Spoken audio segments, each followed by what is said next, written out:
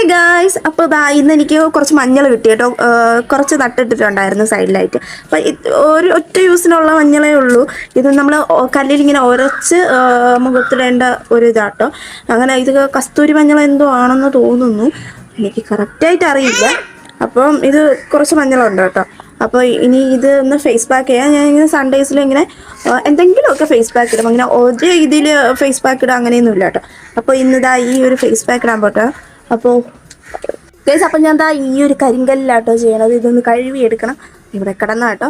അപ്പോൾ ഇതൊന്ന് കഴുകി എടുത്തിട്ട് ഇതിലിട്ട് ഉരച്ച് നമ്മുടെ മുഖത്ത് തരും.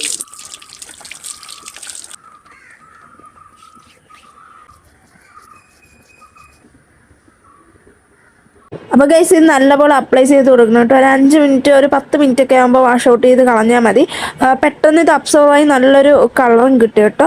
അപ്പോൾ ഇത്രയുള്ള വീഡിയോ എല്ലാവരും സപ്പോർട്ട് ചെയ്ത് സബ്സ്ക്രൈബ് ചെയ്യണേ.